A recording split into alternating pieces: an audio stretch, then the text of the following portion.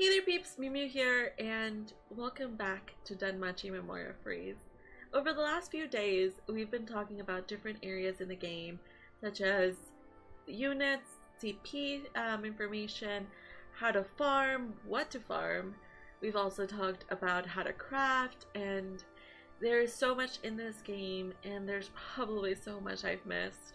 But I will continue to make guides over Danmachi Memoria Freese because I really enjoy this game and had been wanting to do kind of an in-depth walkthrough Danmachi and all the different areas of the game. And so that's why for this first, segment, we are going to talk about all of the different types of gameplay that we have in the Danmachi Memoria Freese, because over the course of a month we have different types of events, and then there's also the events that are always here to stay. So we're going to talk about the events that are normally here all the time, basically have no time restriction on us. So if you come over here and click on quest, you're able to see all the episodes in the Bell storyline. You also have the Ice storyline and the Lefia storyline, and this is basically our story mode of the game. You can get items, you can get faunas, you can also get some books and also irises for the first complete of the quest, and also an iris for every S complete of every quest. And actually, if you complete the entire episode with S clear in either medium, hard, or very hard, you also get bonus irises from the mission. So there's a lot to do there. The other mode that we have in game is boost, which is boost slash farm. Basically, you can farm a lot of things here that are essential to the game. We have Ana's guidance quest, which is kind of walk you through different things in the game, such as watching out for stun attacks, just general tips in the game. So Ana, she got this. She should have made a video for this. And then, so that's the boost. Then we also have the event area, which these are events that come in and out of the game. Sometimes we might not ever see these these events again, but that's why we have to enjoy them while they're here. Generally, we have tail events, and sometimes we've had short events that just are the shorter amount of quests for us to complete, and also for a shorter amount of time. For example, right now we have the Travelers and Labyrinth Country, which is a Kino's Journey collaboration event, and this was a longer one because it was here for like 2 to 3 weeks. It had 24 quests. The ones that are story, they're not actual battles, but you do get irises for completion, and you are able to gain items for completing these the quest, such as the 3 items that show up on the side. I mean, I have 0 because I've already claimed all my prizes, and they generally come with an exchange. You can get variety of items, such as a 3-star unit that is the one that they're featuring for the event, and enough to be able to bond them and limit breaking them to the max. So these events are definitely worth it. We've gotten some really good units in these before, and actually Kino's a pretty decent one, although I have not used her very much yet. And you can get some 2-star gacha tickets, get fauna orbs, to be able to unlock the quest. Sometimes they are actual faunas in here, and you can get some volleys. Very important. And sometimes there's also a gacha involved with the event. As you can see, I've been using mine.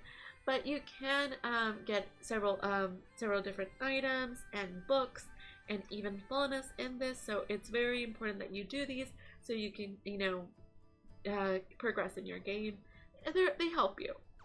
Also, sometimes we get different things, such as this Heroic Tales. This was the first one we've ever gotten of this type in the US version of the game. And it basically, you are put against very strong enemies that have specific resistances, such as this one needed you to be power attack strong, physical attack strong, versus magic attack, because the enemies were resisting those. So these were very difficult, but in the exchange for this, you were actually able to get a star bond, which allows you to limit break a time limited unit, which is really good to have. It really will come in handy for any units that you're trying to max out and you're like this close to limit, max limit breaking them. And another mode for the game, just in this one screen alone, is Rampage. Rampage is, I think I've talked about in my previous video, is where you can hoard materials, farm materials, in order for you to craft stronger weapons for your characters. They will definitely make the difference in making your characters much stronger. And definitely worth a check out. So definitely do that. It's really great. In this kind of event, you have normal, hard, and very hard. And once you do one quest, you can't go back until you clear the entire level in either hard or very hard and in normal. So basically, I haven't worked on very hard yet, but if I clear one battle, I can't, the first one, I can't go back. But once I complete the entire floor, the entire set of floors down to floor 20, then I can go and choose whichever quest I want, which allows me to farm materials, which you can switch over the thing to be able to see which type of materials you can get dropped. And it's you know, this bar, the enemy HP bar, is very important because let's say you were playing this one mission and you died. Your entire group died. You can actually go back to the mission and continue where you were at, which is actually a really nifty thing about Rampage. It's kind of a survivalist. You set up your party. And you can't switch it. You can only switch it once a day. So you know your unit placement and the assists that you have on there are very important, and you only get 3 heals a day, which you get to this heal party thing on the top. You can click heal party, and it tells you can only heal 3 times during one specific, any one day. And I haven't done rampage today, but I'll use it. And it tells you, do you want to kill your rampage party's HP and MP? Yes, I do. And then it asks you, do you want to reset your party? And resetting also allows you to change your rampage party member. So I'll push OK.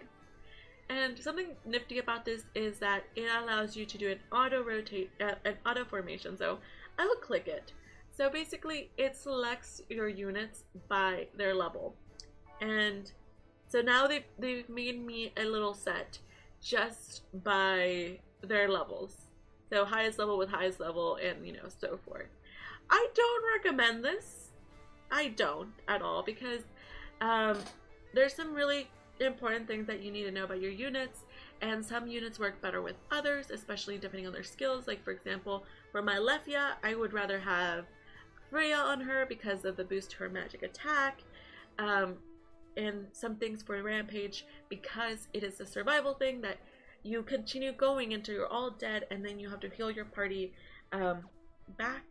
I do recommend you have a unit that gives you endurance, a unit that also heals you, like an assist unit that heals you every round. That is also really helpful because it allows you to to last longer, and that's something really important when it comes to Rampage. Another type of gameplay in the game is that are always here to stay is in the arena. We have monsterphilia. This is here to stay. It's always here. You unlock it as you play, and actually it's episode 511, I believe, in Belle's storyline that unlocks monsterphilia.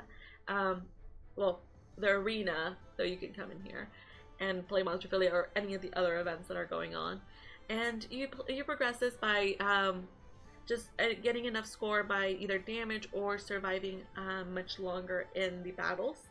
It's there's a lot of viruses hidden in here.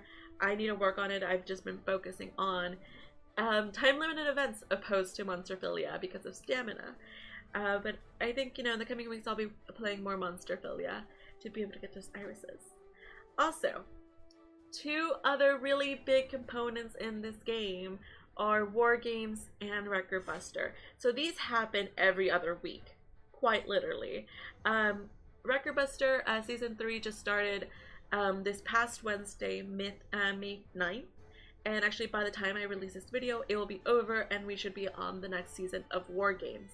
If things, you know, work the way they've been working so far. Every month we have 2 seasons of Record Buster and 2 seasons of War Games in 1 month. So Record Buster we'll talk about first because it's the one we're currently working on. This, and actually oh my gosh, I've gone down very in group and global ranking in the last 2 hours. And I only know this because I've been making videos all of today. And you the way that you get higher, so basically the way this event works is you are put against a very strong enemy. It's actually King, and I won't say his name because apparently I don't say it right. So you're faced against King, and he is undefeatable. You can attack him as much as you want, do as much damage, outlast him, but he will still be standing. He is invincible. But the key of Record Buster is you surviving to that 15th round, and you do this max amount of damage possible that you can. And based on how much damage you do to him, you will get a score. And there's 5 difficulties in this, and you can only do this event 5 times in a day. So you can go into this and, you know, go to 15 rounds. At difficulty 1, you don't get that much % bonus added to it, but as you go up, you do get an added % bonus, which really only helps if you're able to last those 15 rounds or last longer or do a lot of damage. Because as it does, as you increase the difficulty, he hits harder and it's harder to survive. So that's something definitely that you need to take into consideration. So basically your score has 3 components. It has your damage component, so how much damage did you deal to him, how long did you last, did you survive, and also your bonus % that is added on top of that for the difficulty that you selected. And there's rewards for just your score alone. So based on your score, you're able to get Buster medals, which you can use to create a special thing in Blacksmith. Based on your rank, your personal rank, you get some irises. So for the one that I'm right now, I'd get 400 irises, all the way down to 50, all the way up to 1,000. And then there's group rewards, which based on the group that you're in, ranked in, you can get different things. And right now, because I've been knocked down, I'd get 3 hero faunas and 8 buster medals. Ideally, I want to be in 11 through 50, and I'll be working on getting back up there because I have until Wednesday to do this, so I'll be working hard on this. And that is Record Buster in a nutshell. And always read the notice, because the tips that I can give you sometimes are exclusive to that one season for Record Buster. So for example, the Record Buster right now, he is magic attack resistant. So units like Lefia aren't going to be doing as much damage to him because he is resisting magic attack. So it'll do less damage. So physical attacks would be great. It's always important to have a healer, or be able to reduce his endurance, or even reduce his power, because if he is not attacking you that hard, you can survive, and if you're reducing his endurance, you can hit harder. So that combination of healing, reducing his endurance, and his power attack can help you survive. So those are things that you should know in a nutshell. The other thing that we have in this game is war games. War games. This happens basically every other week. You can see my rank from last time. I was in King 3. And this is our player versus player scenario. Everything else has been player versus enemy, but this is where you can fight other people. Just everybody. You can even battle your friends. You can go to follow and battle your friends. And there is a thing that I do called Burr War Games. I'll be doing the next one in June, hopefully. And this allows you to battle other people and rank up, and there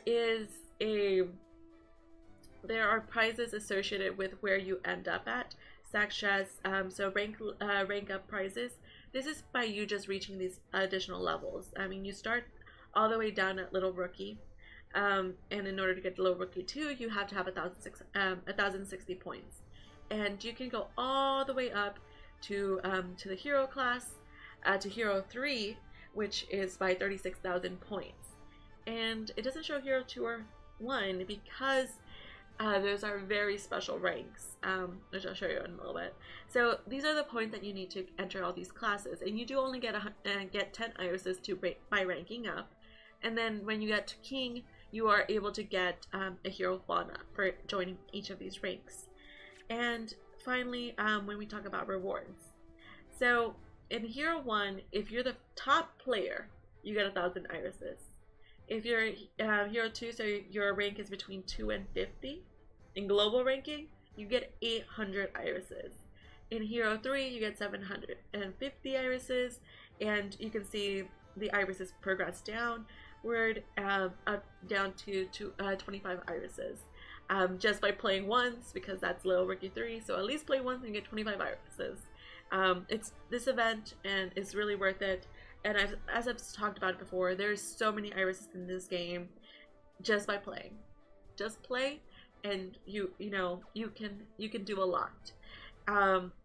So that has been the arena events of the game, and the other side of event / content in this game would be considered the CP missions, which you can interact with different characters, such as Lefia, if I click her. So as I play more with her or increase her CP level, I can unlock different things for her, such, well, her outfits I can get by getting different units of Lefia that has special outfits, and I will unlock those special outfits for her.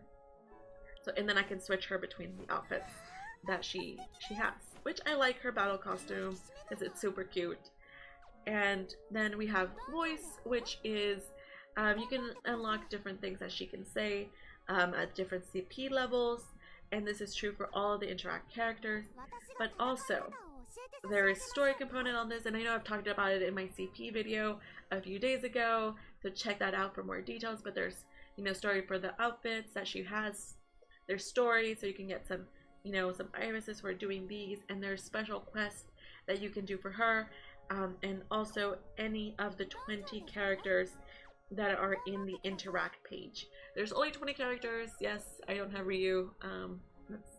That's a harsh reality. Maybe one day I'll finally get her soon, and that is basically all the different types of content / events that we have in this game overall. So I mean, in the last few days, we've covered units, we've covered farming, we've covered CP, we've covered crafting, and we've covered a lot of things. And there is a lot more in this game that is out there. Please let me know in the comments below, what have I not talked about? What do you want me to do next? I do have in my plans to start doing some character analysis as we get some new units, so look out for those. And as I get better, I will also be doing some tips on how to combine your adventures with your assists, as I have those kind of in mind. But let me know what else you want to know about Danmachi, and any questions that you have, or let me know what I've missed. If I missed it, I'm sure somebody else has a question about it, so we can definitely cover it at some point. So thank you all so very much for watching. Thank you for your support, and there is so much more that I need to talk about this game. So we'll get there. Thank you all so very much for watching, and until next time, meow meow.